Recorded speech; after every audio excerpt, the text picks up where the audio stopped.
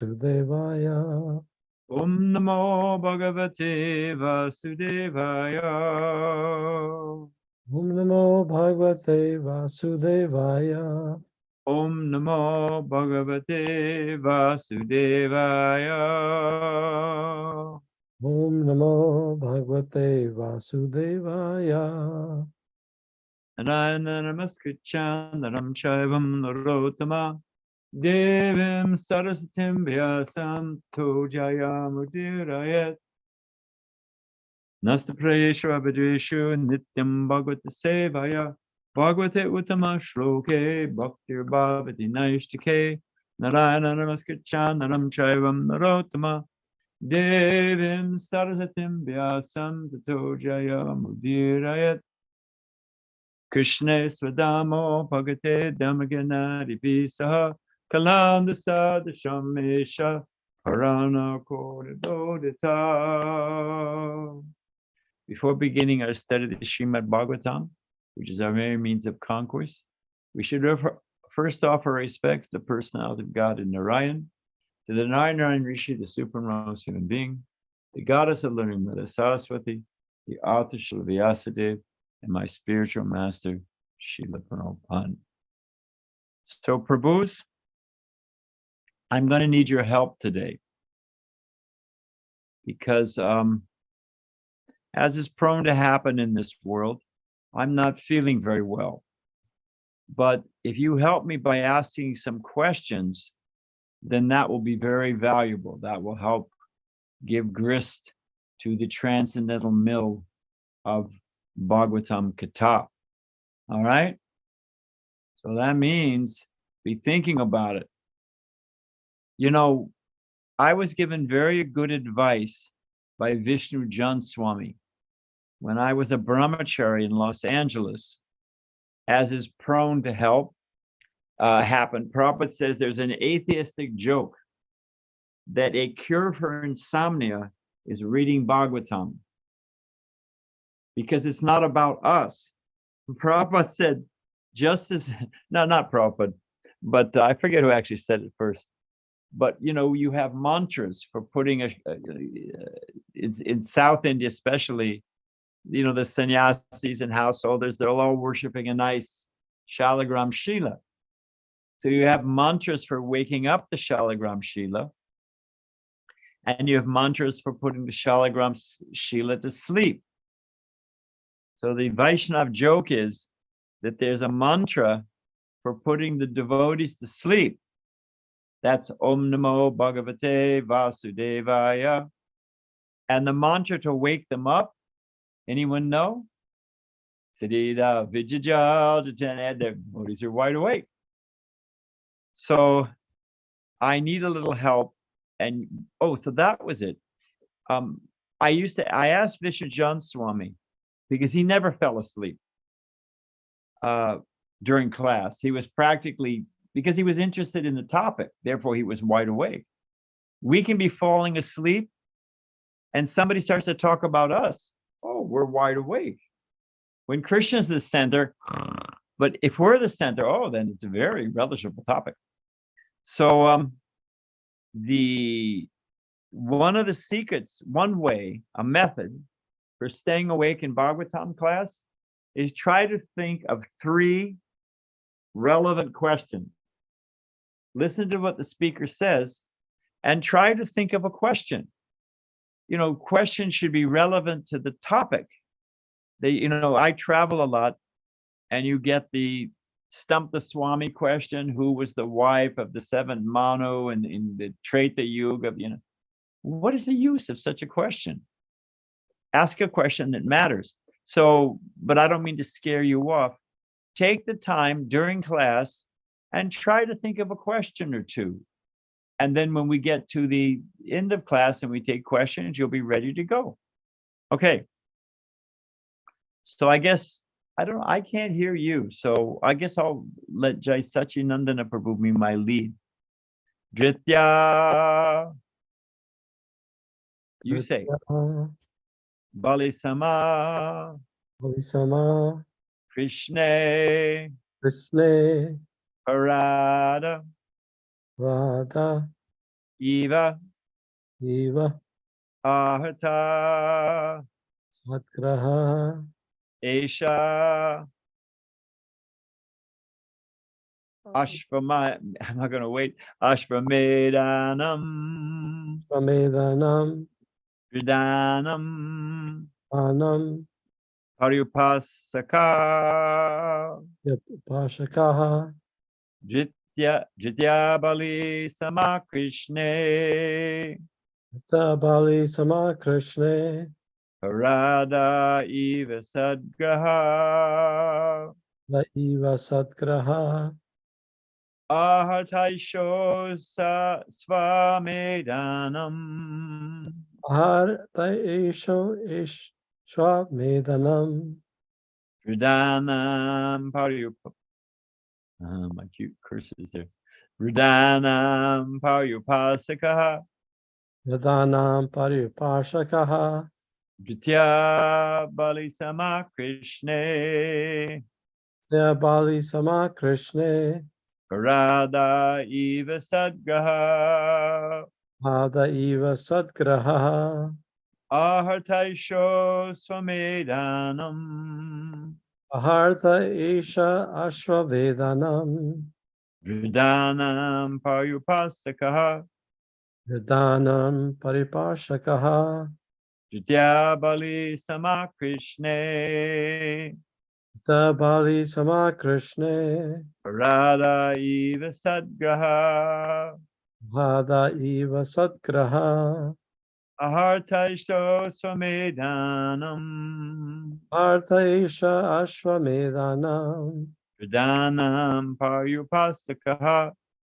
Yadanam Paripashakaha Dritya Nitya by patience.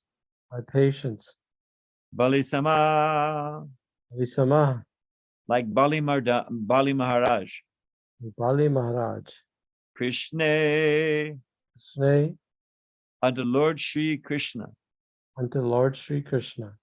Radha Ada Prahlad Maharaj. Lad Maharaj Eva Eva of Artha Artha performer. former Isha Isha this child. this child Ashvamedanam Samedanam of the Ashvamedha sacrifices. of Ashvamedha sacrifices. Tridanam Anam of the old. of the old Parupasakaha Vipashakaha follower. follower. Now, who remembers what's going on here? Yudhisthira Maharaj, the storyline. Yudhisthira Maharaj is hearing what happened here. Yudhisthira Maharaj, come on, is hearing the glories of the child that has just been born, Parikshit Maharaj. I'm scaling down to the translation here. Something odd happened. What happened? We're completely in another chapter. This world is constantly mutable. So, hang on a second. We're going to have to go back. Sorry for the technical glitch here. We have a problem. Why? Does someone else have the verse on their screen? Because my computer is doing something quite strange. Sure. Narottam Vilas Prabhu, would you like to display the? Otherwise, I'm going to have to stop sharing screen and come back. I can share Maharaj. Yeah, you share, because somehow or other we bounced off to the Mars Chittiketu in the 6th canto. So we want to be 1:12:25.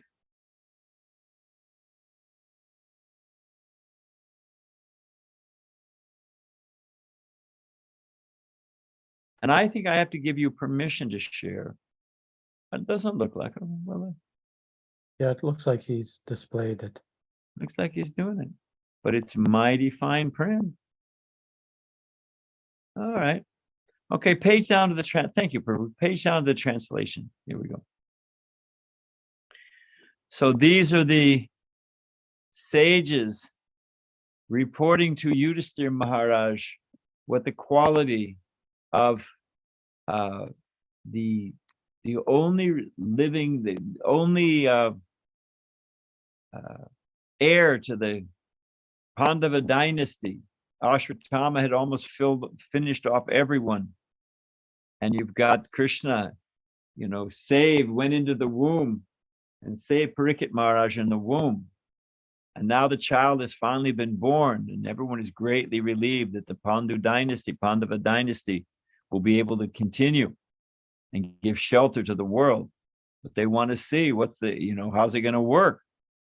What is the quality of the child?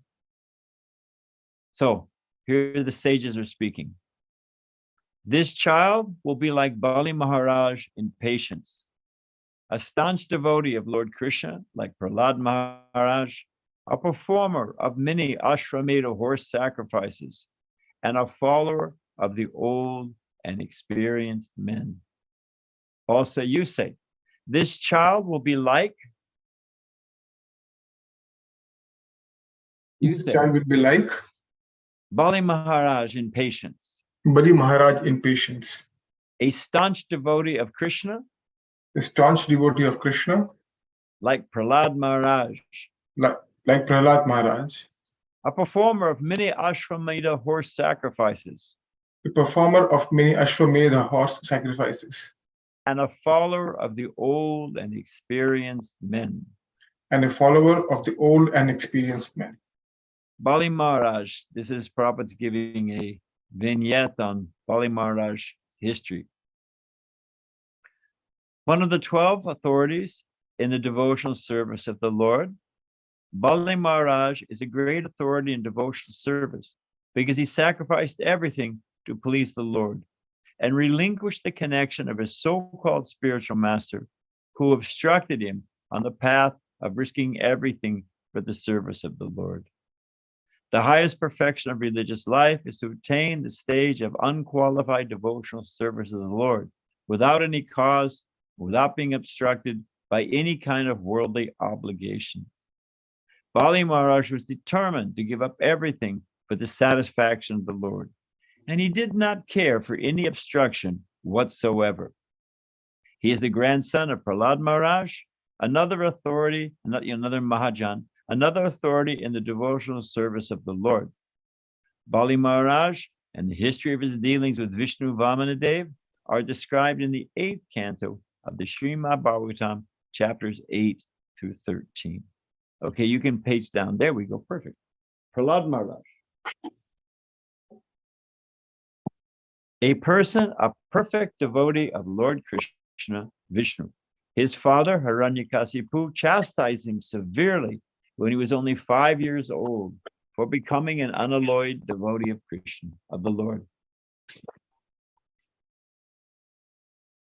He was the first son of Hiranyakasipu, and his mother's name was Kayadu.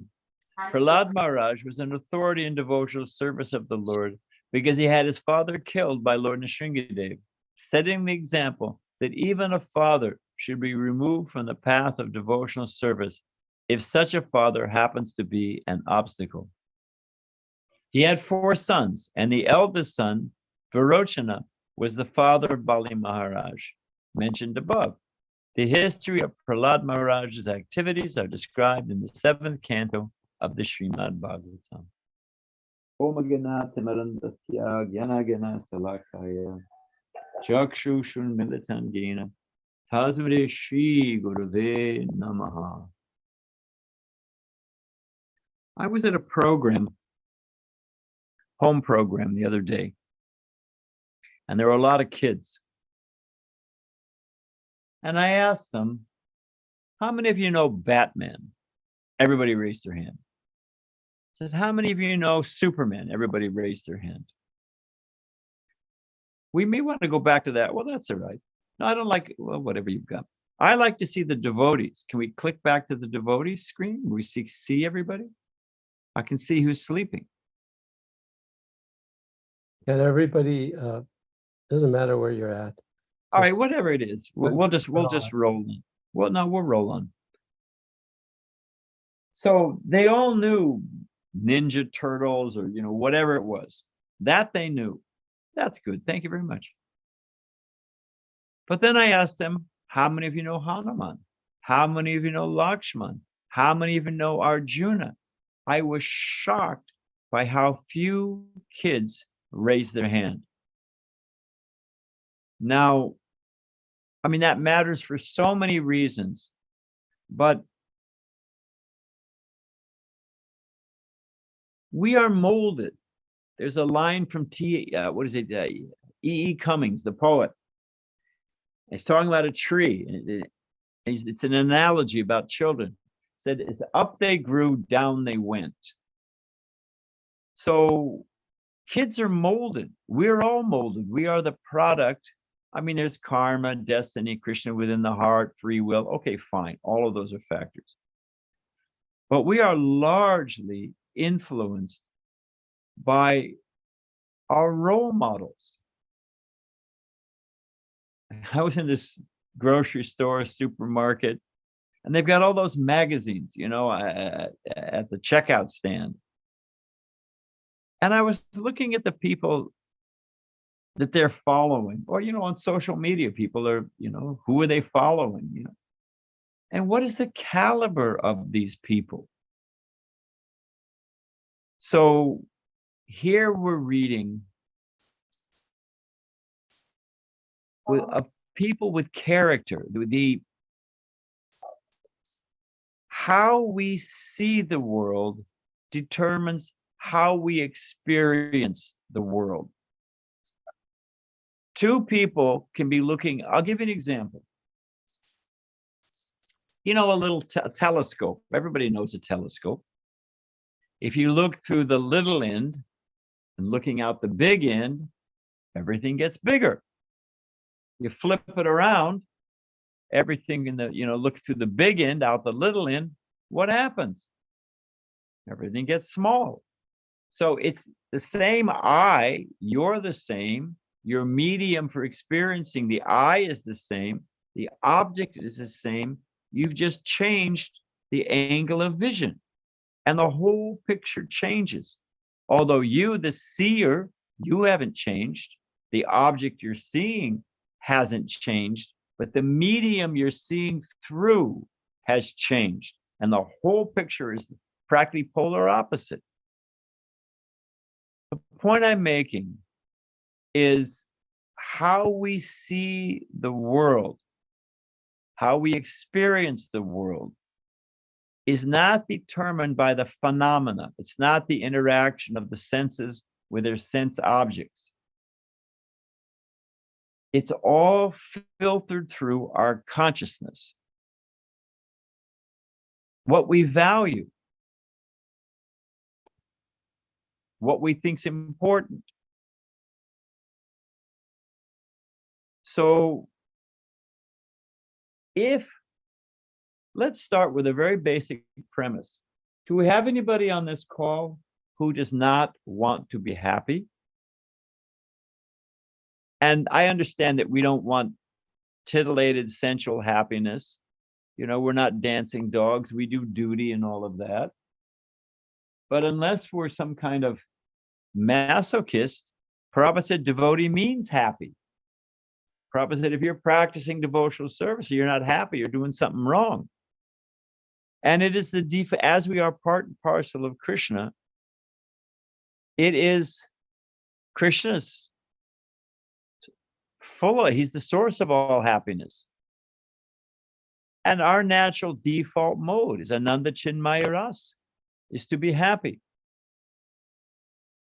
So let's accept that every living, a plant will turn towards the sun. There's a grain of sugar somewhere, the ant will find it. Everybody's looking for happiness. That's for sure. But what do we call happiness? How do we measure that happiness?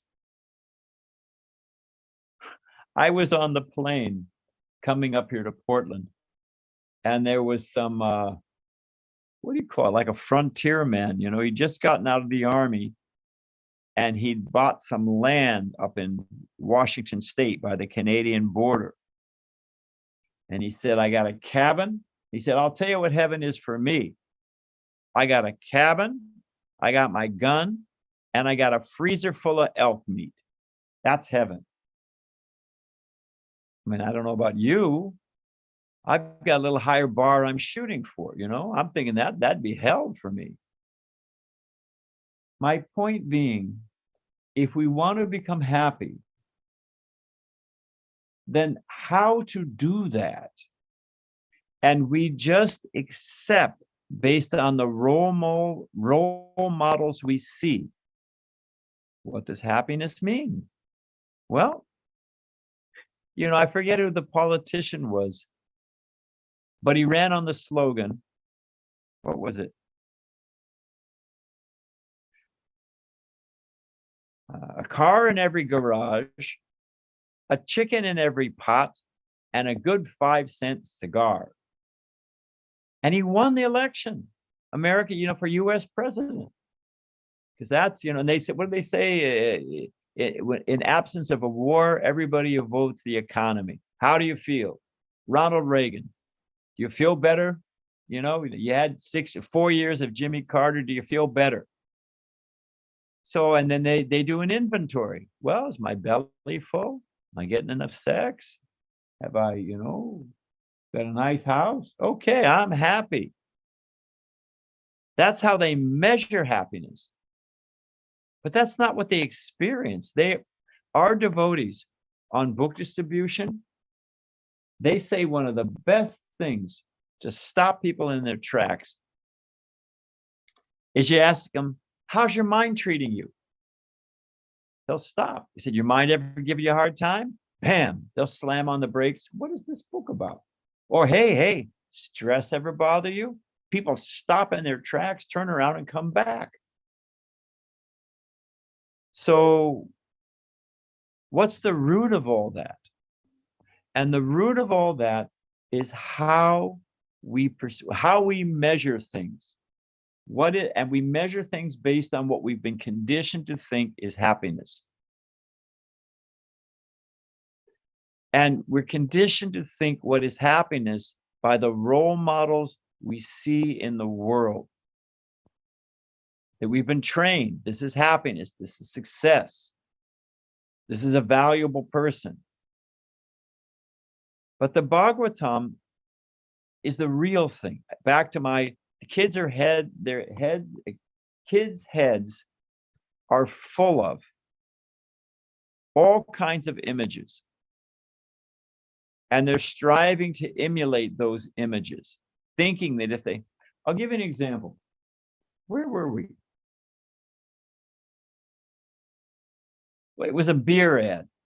I think that's what it was. And they were filming it at the beach, 2 blocks from the temple. And what you see when you see the final product of the advertisement, you see beautiful people cavorting, playing on a white sand beach, perfect weather, and they're best of friends. And at the end of the thing, they go and have a nice bud.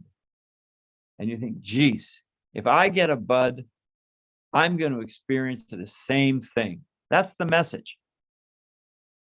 But it was interesting to create that illusion in every sense of the word, that if you buy this product, you'll experience this reality. First thing is they'd done a month earlier, for days on college campuses, they'd done auditions. We call it a cattle call. They say, hey, earn $300. Are you strong and beautiful? So they went through hundreds, couple hundred, maybe 1,000 people to find the 3 or 4 that had the golden bodies and the nice twinkle in their eye and the blonde hair. I mean, those people are, I mean, how 1 out of 1,000. It's not you, it's not me, it's not our friends. But that's the illusion that you're that person and these are your friends. Then they completely combed the beach. They had to get rid of all the cigarette butts, all the beer cans, all the dog, whatever, you know. And they brought in sand from the desert in Arizona to get that nice white tropical looking sand. And then everybody's scripted, you know. They practice how they're going to hit the volleyball. They you know, the best and brightest writers have put some wittism in their mouth. You know, ordinarily they got a beer belly and they're fighting and they miss the ball and they're hit their knee and they're swearing about something. That's the actual experience of volleyball at the beach. But there's this whole illusion, and it costs, I don't know how much, who knows how much, tens of thousands of dollars, if not more. So the point is, it's a complete fabrication. And our heads are filled with those fabrications. And we have all kinds of false heroes. And that's how children grow up. That's, you know, as the twig is bent, so grows the tree. But if, you know, I assume that many of you are parents. You teach your children how to brush their teeth, teach them how to take a bath. Hey, clean your ears. You know, so many things. We teach them, you know, you send them to school. Soon as a child is born, good families start saving money for the college tuition. But what about teaching them character? What about teaching them values? There's an animated Ramayana, and it was done by devotees. It was a combination of Japanese and Indian animators. And it was directed by the devotees in Mumbai. I don't know if you don't have it's the animated. I can send you the link. I think you have to get a CD. I don't know if it's available on streaming, but it's fantastic. It's the best Ramayana, I was going to say, for children, but adults love it. And if you play that Ramayana, it's completely bona fide. It follows right along with the Ramayana, you know. It's no concoction, because the devotees directed it and wrote the script. And if you check with Jai Sachi, he'll remind me, and I'll send you the link for how you can pick this up. My point being is your kids are going to love it, and they should see it. I meet parents, they say, well, you know, my kids, you know, they don't respect their elders, they don't listen, they don't have a sense of duty and work ethic. Sure. Why? Because you put them down in front of the television or the computer screen and you filled their head with garbage. You know, of course.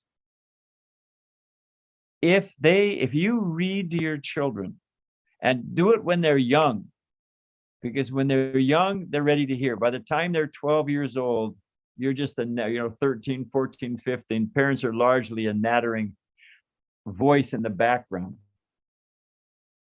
I mean, think about it. Somebody gave me the numbers.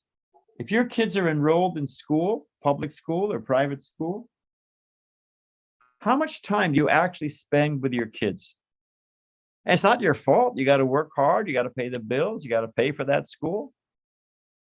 But I mean, they leave 8 o'clock in the morning. They come back. They got extramural, sports afterwards. They're home 4 o'clock, 5 o'clock, sometimes 6 o'clock. They're taking music lessons. When they get home, they got homework, so they're doing that. You're tired. Maybe you spend a couple hours really of any kind of quality time a day during the week with your children. And that's if you're lucky. So our children are largely socialized by the materialistic environment around them. They're getting somebody, and if somebody can find it for me, I'd like to see it. Somebody was telling me the number of messages that we receive from signboard, pop-up ads on your computer, on the floor of the grocery store. We are bombarded with messages which create our values, which create our goals, which create the way, like I was saying, the telescope, you turn it one way or the other, you see things different. They create the medium via which we perceive and experience this world. And what are we doing in? How are we in there countering that? To fill our heads, children. Here we're reading. What ticked off this thought process was we're reading about Bali Maharaj, we're reading about Bali Maharaj. Previously, we were reading about the great saints and sages. If your children learn the Ramayana, Prabhupada wrote me a letter, and I was complaining. I was complaining about this devotee, this thing, that thing, in all honesty. 1971. And Prabhupada wrote me back a letter. And he started he just snapped me right around and put me in my spot. He said, it's very good that you're concerned about the spiritual advancement of your God brothers. That's what I wasn't thinking about that at all. I was simply finding fault, and I was, so Prabhupada would do that in a backhanded way. He was like Chaitanya Mahaprabhu when they're cleaning the Gundicha temple and someone was lazy, and Mahaprabhu would say, oh, you're doing an excellent job. Very now, first class, and they felt embarrassed. So I felt embarrassed because Prabhupada was saying, because that should be the motivation to care about others. And beyond that, Prabhupada said at the end, said so many nice things. At the end, he said, if you try, first off, he said, the mind, he said, devotees, you can be like a bee or a fly. A fly or a bee.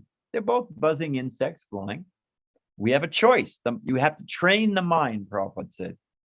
What we want to train the mind for, I'll get to in a second. But Prabhupada made this point. Where will you find a fly? Nasty place, right? There, I don't even want to mention, but you find flies where there's something nasty, smells bad, full of toxic. Flies, they're buzzing around, they're having a feast. Where do you find a bee? Nice, fragrant flower, So Prabhupada said, we have a choice of being like a bee or a fly. Fly means we can find fault, we can complain. Prabhupada said the business of a Sudra is to lament. That is his fault. If I'd only won the lottery. So the mind can be like a fly. And where will it live? It'll live in a nasty place. Or you can train the mind to be like a bee. Prabhupada said a bee is always looking for something sweet. If we learn to try to see the good in people. Classic example in Lilamrita is when Prabhupada, in the middle of his lecture, that drunk stumbles in, hi, Swamiji, interrupts the whole class, trips over this and that, opens the door to the bathroom in the back, puts down a couple rolls of toilet paper, and starts to walk out. Says, see you later, Swami. And Prabhupada said, his devotional service has begun. Prabhupada immediately saw the good in him. Prabhupada said, it doesn't mean we're blind. You have to protect your children. You have to, if you got a thief in your house, you don't say, oh, very nice to see you, sir. We're not talking naivete.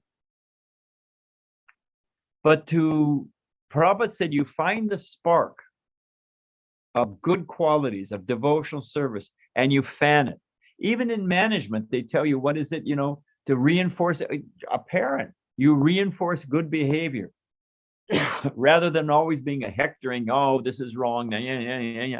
You reinforce good behavior. People I'll tell you a story I heard Prabhupada tell. I'm looking at the time here. There was a competition. This is at a darshan in Chicago. And Prabhupada was actually chastising the temple president, who was always heavy with it. I mean, sometimes you have to stand up. That's another thing. But his regular diet was chastising the devotees. So anyway, but without offending him directly, Prabhupada told this story.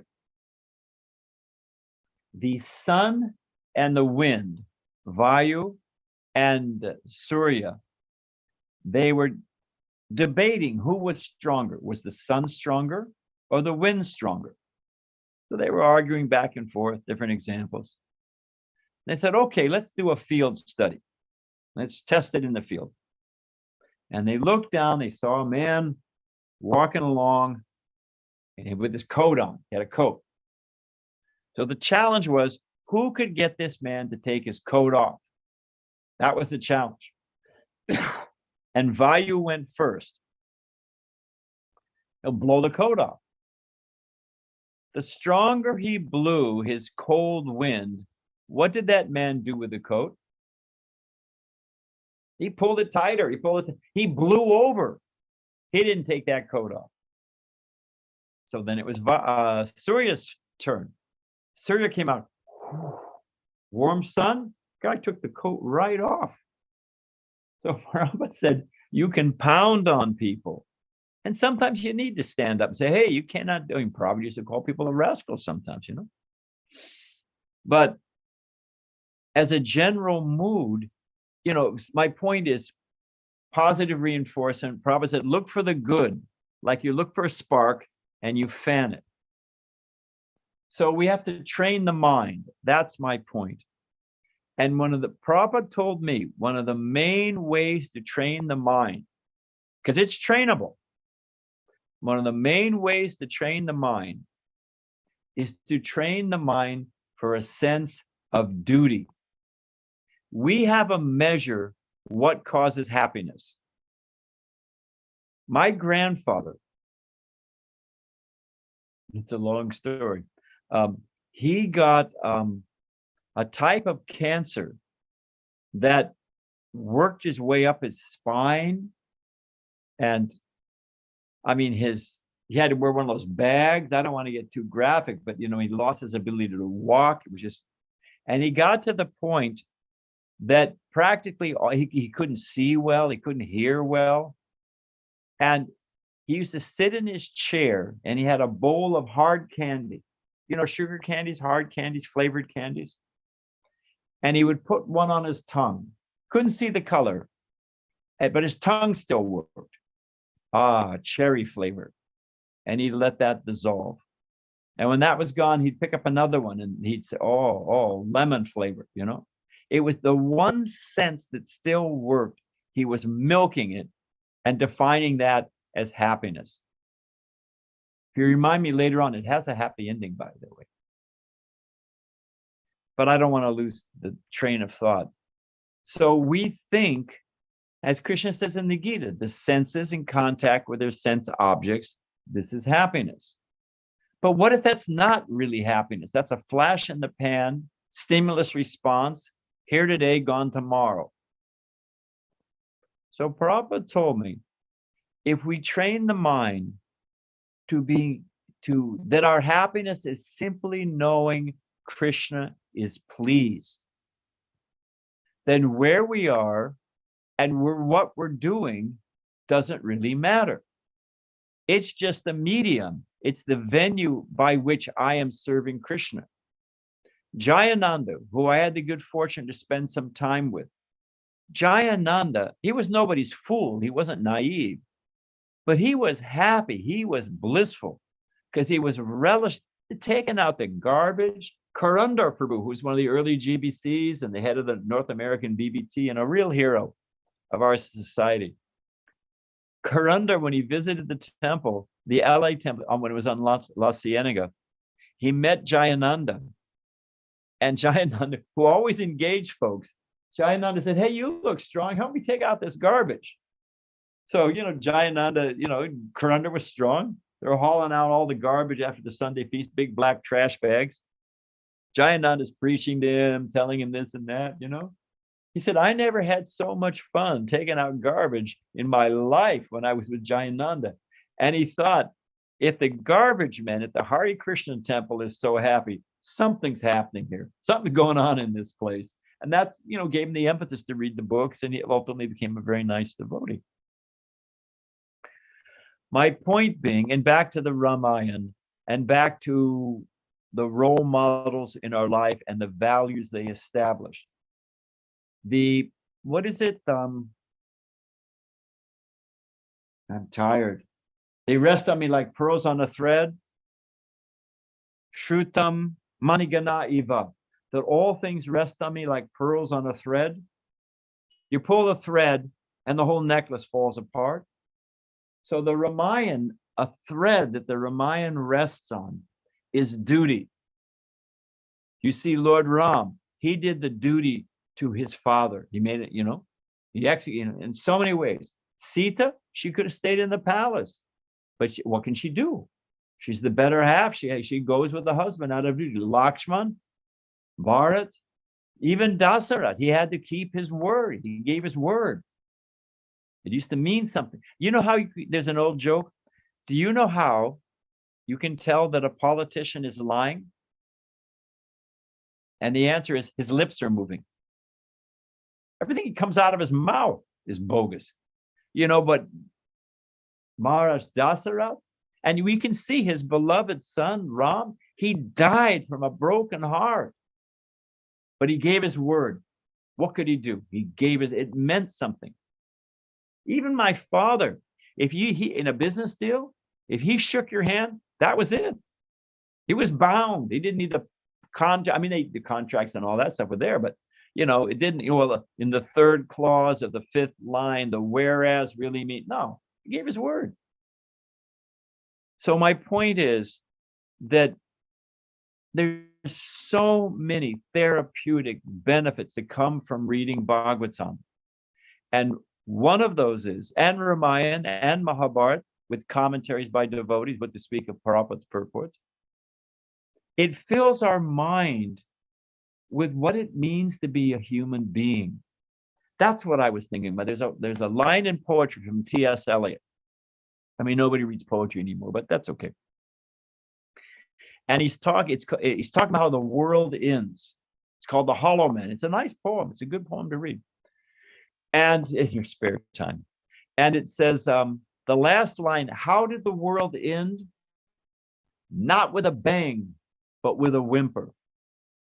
In other words, not some big cataclysmic nuclear bomb, but people became reduced just to little gerbils, just, you know, fighting with each other over penny-ante things, and just no character, no values, no charity, just whimpering about their own condition. So if we want to become happy, and you can make a solid case that everyone wants to become happy, then even if there's, anyway, as a baseline, how they define happiness is another thing, but everybody wants to become happy. And if we fill our head with the role models, and especially fill our children as they're growing up, then they understand duty, they understand charity, they understand service. And they're not just, because if we're trying, Krishna gives a fantastic example in Bhagavad Gita. He compares lust to something. I mean, a number of places he compares lust to something. But are you ready? Does anyone have an idea, or should I give you a hint? Well, just for the sake of time, because we should wrap up here. It burns like fire. Okay, you know the verse in Bible. Lust burns like fire. Anyone know the second part of that line? And is never satiated. And think about it for a minute. If I have a fire and I throw more fuel on it, I've been feeding the fire, and at the end, for dessert, I throw some nice mesquite wood on the fire. Does the fire burp? Say thank you very much, and does it go out satisfied? The more fuel you put on the fire, what happens to the size of that fire? Everybody knows. The more fuel, the bigger the fire gets. The more we throw on our senses trying to titillate them, it doesn't bring relief. They simply increase. Krishna nails it. Of course he does. In Bhagavad Gita, lust burns like fire and is never satiated, never satisfied. So if we teach our children and train our mind to be satisfied, let me do my duty. Let me serve others. Let me be, value added, spiritual value added to the equation. Lo and behold, without being sought, as Prahlad Maharaj says, and the four Kumaras say the same thing. Nobody seeks misery, but misery comes automatically. Even you try to ward it off, it will come. Prabhupada says, quoting the Prahlad Maharaj and quoting the four Kumaras, happiness is going to come. It will come automatically by destiny, by karma, by the arrangement of the Supreme. So instead of spending our whole time chasing after it, train the mind, looking at these great role models, saintly personalities who gave their life for others and for Krishna, and we'll become completely happy. It is the secret to happiness. All right, we can end there. I think we have a few minutes. Does anyone have a question? And you can do it by show of hands. I don't know if I can see everybody. I think do I have everybody there? We got, yeah, okay. Does anyone have a question? And the way this works is, hey, Madhava Hari, do you have a question? Hare Krishna Maharaj. Thank you. That was a very nice program yesterday, by the way. Thank you. Thank you, Maharaj. Oh, so everybody has to mute? Do I have to mute? I think Madhav Hari Prabhu, you have like 2 separate connections. I think that's probably what's causing the echo.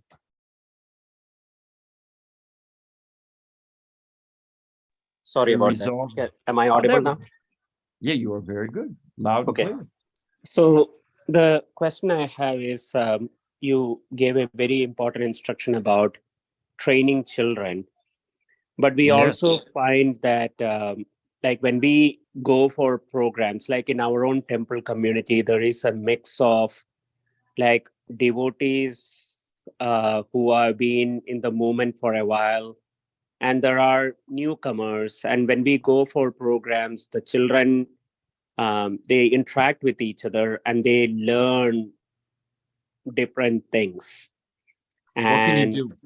No, there's that cross-pollination. It happens. yeah, Is that what you're so talking about? yes, that cross-pollination, sometimes it's like they talk about cartoon characters, or I understand the whole thing. What's your point? Yeah. So how do we rectify that? I mean, how do we correct them or bring them back and sort of reinstill that spiritual First value? off, there's no guaranteed success rate. But I can tell you, what is the example? But you can't have 2 objects at the same place at the same time. One will displace the other.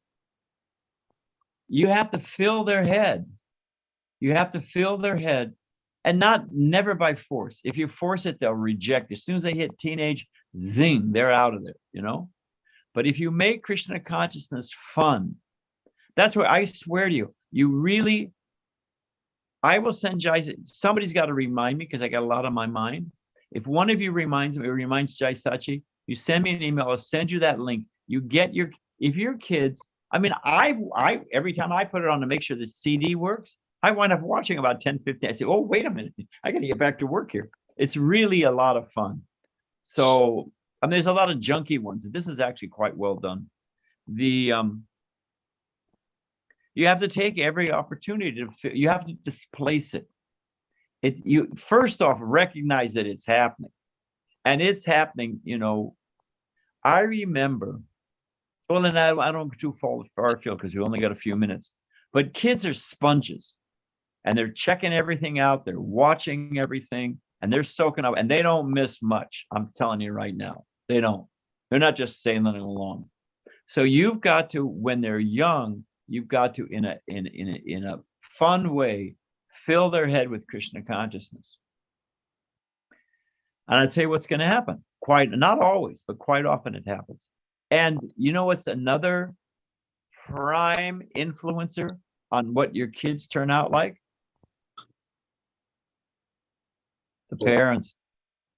Prabhupada always said, precept, practice is better than precept. They watch what we do, they really do. And they learn from that. Then quite often, it's like the Bermuda Triangle of raising children. They hit teenage life. And because it's the first time they have a sense that, wait a minute, what's going on here? And who am I really? They get to create, they're starting to create their own identity, their own value structure, their own, wait, I've got some freedom here. And what do I really want to be? So you got to expect that in teenage life and not be too heavy on them.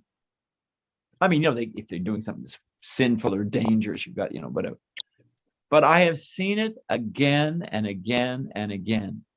By the time they get late teenage, it's different according to different people. They get to their early 20s. What really happened when they start to have kids, they think, well, hang on a minute. I got to give this kid some Krishna consciousness.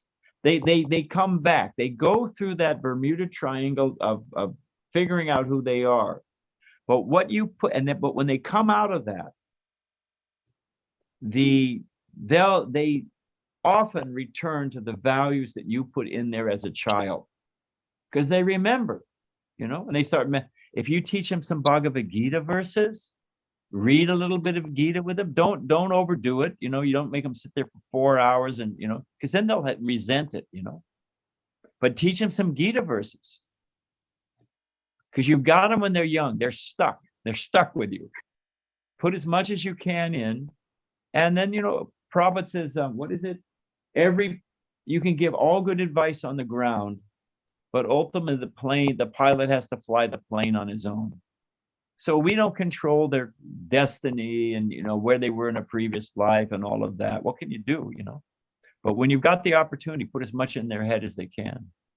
And it's not easy. I'm not saying it's easy, but if they get devotee friends, if however you can do it, live in a community of devotees, that's essential. And if they have devotee friends, I've seen so many kids go through teenage life, and one of the prime factors in those who make it and those who don't make it is those who have devotee friends. You should get in touch with Mother Anuradha. You know her? She raised, Anuradha Mataji, I can give you her email address. I'll get her website. She is a specialist in how to raise devotee children. She's got so many workbooks and games and courses. She got her kids. She was the first to get her kids. Who's our Gopal Hari? Not Gopal Hari, who also followed his brother, but Revati Ramana. She's the mother of Revati Ramana. And I tell you, man, she was on it. She got him into Boise. Yeah. You mean Arudha Mataji, right? Huh? Her name is Anuradha. Anuradha. Don't confuse me. It doesn't take much to throw me off track. Her name is Anuradha. You get in touch with you. If you don't have my email address, you get it from Jai Sachi.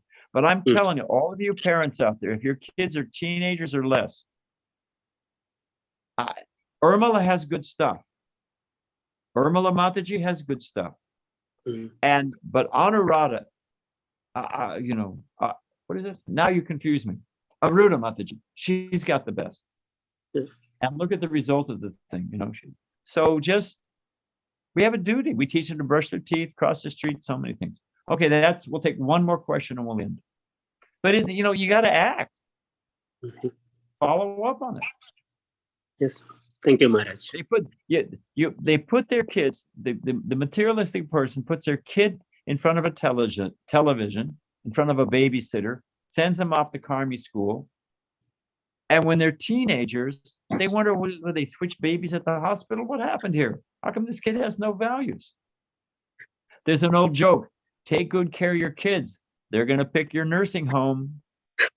You know, when they ship you off, you know, when you say, wait, I gave my whole life to you and you're sending me off to, you know, what is it, leisure world or seizure world? You know, what's this all about, you know? So you got to train them. Spend the time. It's a duty. Chanakya Pandit? No, who says it?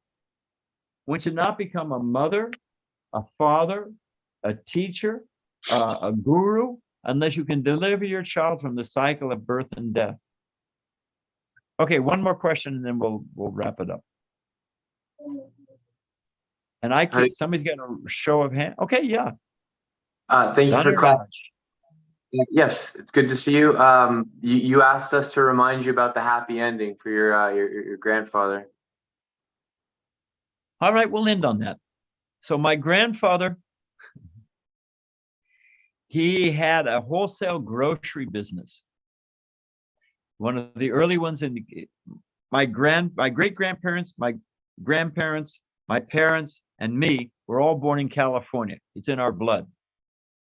And he had one of the first, and it's a long, to make it short, he was a distributor in Southern California for Armor Star meat packing company. I mean, he did other things too. He was, you know, for produce and this and that.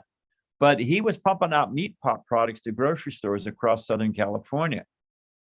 And he got I mean, who knows ultimately the process of, but he got a heavy type of cancer and it was working his way up, you know, and he couldn't feel anything in his fingertips, you know.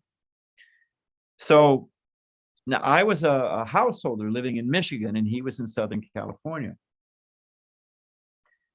And I was, you know, I would hear, oh, we had this operation and they had to remove one of his feet and now he's on a bag and, you know, so many different things. He said, oh, he can't see anymore. And we were close, my grandfather and I. So I came out, you know, whatever it was, came out with the kids and my wife, we came out and I went to see him. And he was, you know, on his last leg. He had so many surgeries, all hacked up, you know. And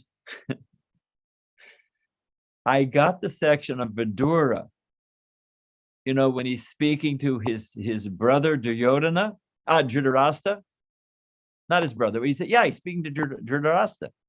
And he's saying, you're old, your teeth are loose, you're living at the charity of those you harass. You know, it's heavy. He just gives it to him.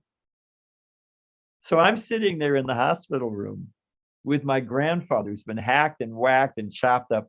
And I'm reading that section to him, you know, as a fired up, you know, young devotee. My grandmother, I didn't see her. She came in and she heard me, you know, reading this to him, freaked, went and got my father. And my father was already ticked off at me for being a devotee. Just came in there and knocked the book out of my hand, said, what are you doing? And my grandfather said, stop. My grandfather said, he's the only one telling me the truth. Because everyone said, oh, you're going to get better. Oh, this surgery. And, you know, oh, would you like we got a therapeutic pillow for you. You know, forget it, you know. So that's that. But I'll tell you something even more far out. When I became a devotee, this is 1969, I met the devotees. 1970, I moved into the ashram, summer of 70. My parents were just absolutely freaked. And I mean, my father literally punched the temple president in Laguna Beach in the nose. They tried to sue the LA temple. I mean, so many things. You know, they tried to kidnap me. It went on and on and on. I hated the devotees. My father, I mentioned the other day, he mellowed. We'll get there in a second. He used to go through Chicago and the devotees would work, you know, oh, Hare Krishna, O'Hare Airport. And he used to meet the devotees and you know, he's a businessman going through and they'd stop him. And he'd say, I gave my son, that's not enough. Whoa. So that's Badri's father. Don't mess with him. You're not getting anywhere, you know? So it's a long, long story. But he mellowed. My children had a powerful effect on him. And he mellowed, became a vegetarian, stopped smoking. Like the devotees, he came to the point, he said, you know, he told me one time, he said, one of his good friends said about their grown-up children, he said, my kids, he said, I've got 4 children. 2 of them, I pay to stay away from me.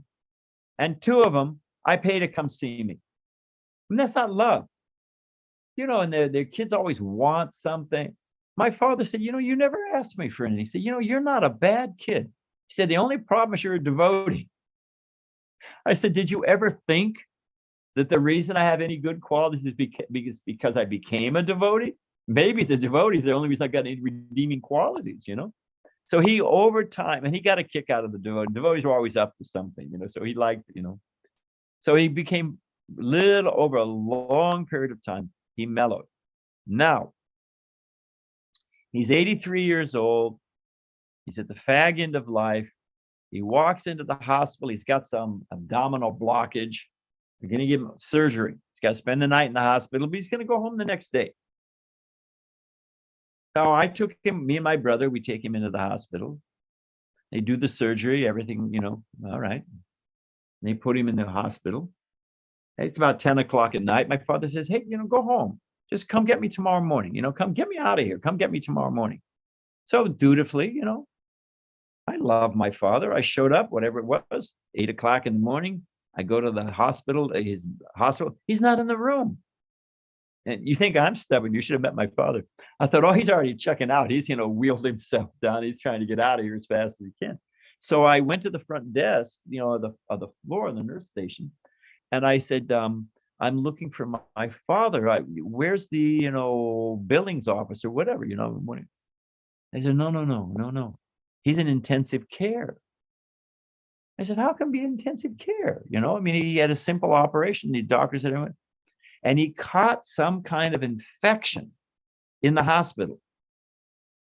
And so it got worse and worse. They put him in ICU. He got some kind of virulent pneumonia. And he went into a coma. And after about, I don't know what, it was about maybe 10 days, 2 weeks in the coma. They pulled my older brother and I aside, and they said, you know, he's, I mean, they said it politely, but he's a veg. You can warehouse him, but he's not coming back. So I went and told my mom. My mother and father had been married 60 years. That's a whole other story. Talk about karma and destiny. And she told us, she said, he made me promise. He made me promise, don't ever leave him, you know, in a vegetative coma state, hooked up the tubes and don't. He said, he made me promise, let him go with some dignity. So she said, you know, unplug him, leave, you know, keep him monitored, but unplug him from the breather and all that. If he lives, we will do anything, we will pay anything. But if he's just like this, I have to honor his wishes. So, okay, they agreed. And my mother was a basket case. You know, my sister took her home. I was left there. And they said he'll probably last about 6 hours. So I'm there with my fundamentalist, born-again Christian uncle and my hardcore materialistic, it's all science and matter brother. And the doctor, who I would slip in there quietly while he was in the coma and chant japa. And the doctor said, you know, this praying, it'll take a miracle. You know, you're praying, and, you know, and I'm a man of science. I don't believe in miracle. The guy had no bedside manner. So I'm there with my dimwit, materialistic brother, my fanatic, fundamentalist, born-again Christian uncle. I could not put Kunti Mala on. They wouldn't let me. There's no question of Ganga Jal or Tulsi Leaf or playing, you know, Prabhupada Japa or, you know, no way. Bhajan, forget it. I'm not going to let you send my brother to hell. You know, I was like, oh, jeez, you know. And I love my father. He was a good man and he helped me a lot. So I thought, here's the one time I can really do something for him. You know, I could actually help him. And I'm blocked. I was on a lot of anxiety. I was praying. I said, Krishna, please help. Please, please, please. Now, I don't know if it happens always. We've got our doctor on the line here. But sometimes the lungs start to fill up with fluid or something. They call it the death rattle. You can hear it. They're laboring, and it almost sounds like they're like a water pipe almost, you know. And so I told my brother, I said, I think this is it. I think he's getting ready to go. And they still had him hooked to monitors. So my brother said, well, no, this reading over this means this, and this means this, and you know. But he didn't. They had a battery of stuff. He was monitors. But my brother didn't realize when you touch it, it's touch sensitive. And he hit something that threw off the calibration, and it started weep, weep, weep, weep, weep, and it's out of, you know. So my uncle and my brother freaked, and they went out to find the head nurse to recalibrate the thing, right? I'm alone with my father.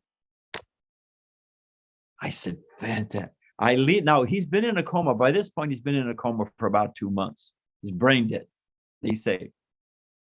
I leaned over and I grabbed him by the shoulders. He's flat on his back. He hasn't moved. He's flat on his back. But I thought, well, if he's still in there, they often say that one of the last senses to go is hearing. I thought maybe he'll hear. If he's still in there, maybe at least I can say Hare Krishna. So I grabbed him by the shoulders. I said, Dad. I shook him. I said, this is it. This is it. I said, say Krishna. Say Krishna. I didn't think he could say it, but I thought at least he'll hear it, right? He opens his eyes. He's looking at me clear as a bell. He's looking at me. He's focused on me. I'm leaning over him, holding his shoulders, shaking him. Now I stopped shaking him once he lifts his hands up. He's trying to, obviously, as I'm holding he's trying to pull himself up by grabbing my shoulders. He pulls, he's off the bed. He gets himself up off the bed about halfway. He says, Krishna, and fell back dead. Now, by this time, the head nurse, the doctor, the dimwit fundamentalist Christian uncle, and my brother are all in the doorway. They see him. He was looking at me. There's no way. He's off the bed. He's holding onto my shoulders. He says, Krishna. My fundamentalist uncle, he says, what the hell was that? What? You know? It was great. My brother was crushed. Yeah, I can, because he's come along since then. But he said, oh, let's go on a walk on the beach. Our father's gone. I'm crushed. I was so happy I couldn't contain myself. I said, I think it's great. He said, what kind of son are you? You know, but he left this world. Krishna knew I was attached to my parents. My mother's, some other time I'll tell my mother left her body because that's far out too. And the doctor told me, the doctor had seen it. I said, hey, doc, what do you call that? Because he said, no, we don't believe in miracles. I said, hey, doc, hey, you know. And he told, I swear to you, he said, sometimes there's medical phenomena we cannot explain. I said, hey, doc, look up, get the dictionary, get the Oxfords, look up miracle, you know, phenomena we can't explain. But Krishna was very kind to me, you know. And to my, I don't think he went back to Godhead, but he's definitely born. He's a devotee in the devotee family, so he's playing around in Mayapur, or I don't know where, L.A. Gurukula. You know, he's a devotee. Okay, so there it is, Prabhu. Thank you for your association. It's a nice congregation up here. It's my first time to Portland, you know, and nice devotees. Thank you for hosting me. And can I leave now? Because I got to get going. Maharaj, you can't leave. Nice try. I see a button right here. It's red and says leave. Thank you very much. All glories to Prabhupada. Hare Krishna. All glories to His Holiness Badrinarayan Swami Maharaj ki jai. So Maharaj had other duties that like 150 emails here to respond to. So it's very nice, you know, a lot of insight and instruction in there that we received. Such a pleasure. to hear from him. So many Srila Prabhupada stories, pastimes, really has lived a very, active, engaged devotional life, not just sitting and reading Shastra, but actually, practical experience day to day. So